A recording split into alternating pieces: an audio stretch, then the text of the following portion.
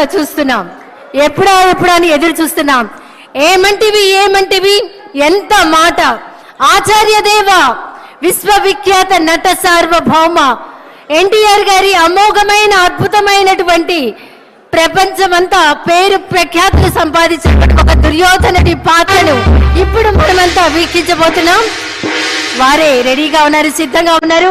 శాసనసభ ఉపసభాపతి RRR గా ప్రసిద్ధి చెందిన శ్రీ కె రఘురామకృష్ణరాజు గారి దుర్యోధన ఏకపాత్రాభినయం. ఒక్కసారి మనం ముందుగానే కర్తాళ ధ్వనులు అందిద్దామా సార్, ప్లీజ్.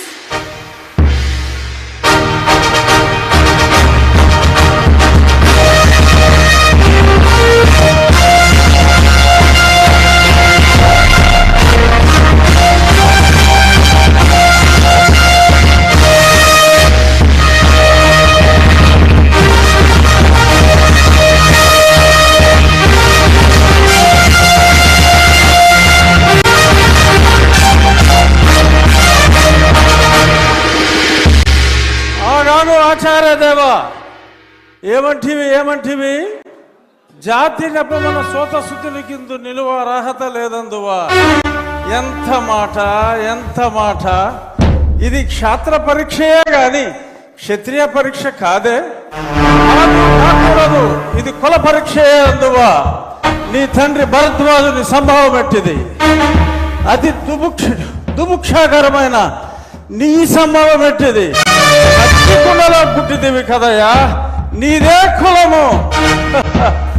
అంతేగాక ఈ మా కుల గురువైన వశిష్ఠుడు దేవకీ వేషయకు ఉర్వశీ పుత్రుడు కాడా, ఆయనదే కులము.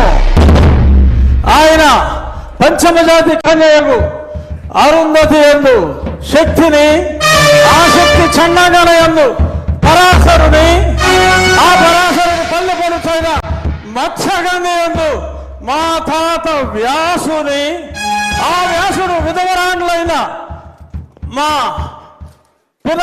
పితామహి అంబికతో, నా తండ్రిని పితామహి అంబాలికతో, నా పినతండ్రి పాండురాజును, మా ఇంటి దాసితో ధర్మ నిర్మాణ సరుడని మీ అందరితో కీర్తించబడుతున్న ఈ విదురదేవుని కనలేదా? నాతో చెప్పిందేమయ్యా. భక్తి క్షత్రబీజ ప్రాధాన్యములతో సంకరమైన మా గురువంశము ఏనాడో కులహీనమైనది. కాగా నేను కులము వ్యర్థవాదములందరూ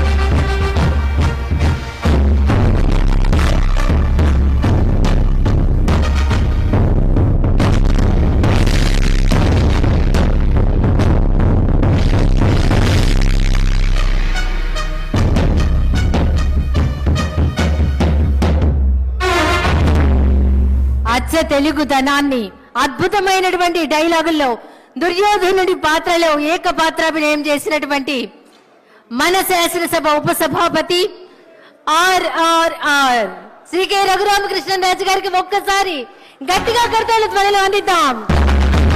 అభినందనలు సార్.